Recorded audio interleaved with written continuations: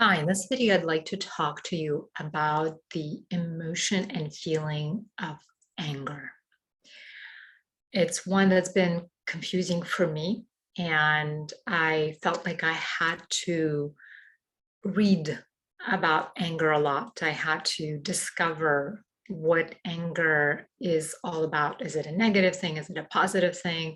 Especially in spiritual circles, mindfulness circles, I had a sense that anger wasn't fully welcomed, or it had to be transformed into this other emotion that might be more acceptable.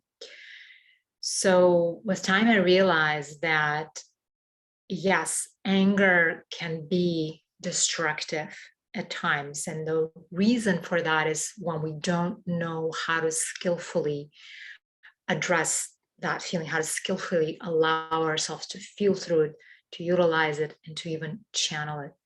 So, if anger leads to violence, and if it leads to aggression, if it leads to hurtful behavior towards oneself or others, yes, anger is not being of, it's not being of service. We're not utilizing anger in the way that it's meant to be utilized and used and felt. So, want to speak to that first. So, if you're noticing within yourself that there's a tendency inside of you to confuse anger with aggression, violent behavior, or hurtful behavior, and maybe it's because how anger was expressed in your environment, in your relationships, and that's why in your consciousness all of that got fused. So the invitation here is to start to untangle that. When you start to get in contact with your anger and you start to notice where in the body it resides, you might sense that it shows up as tightness in the shoulders or clenching in the jaw, or this feeling of being sort of tangled up in the throat and as if you are being choked.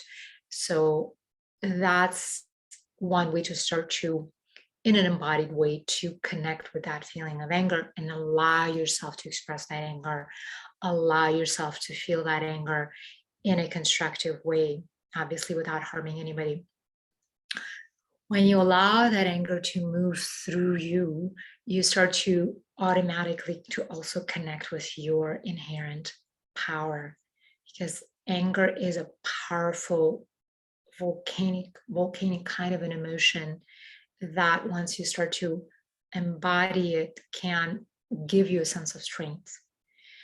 For also many women, instead of kind of allowing themselves to feel the anger, women have a tendency to collapse and they cry and they start to feel helpless and powerless.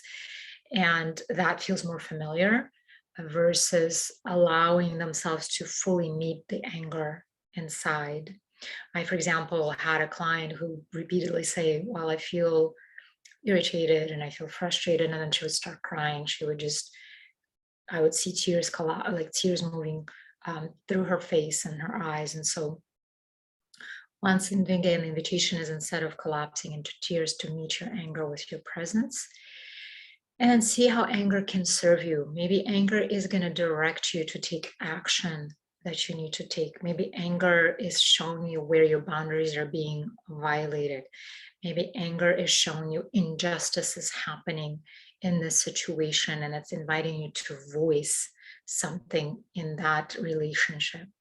So start to listen to the message that anger has for you and allow that anger to guide you and move you in a direction that feels in alignment.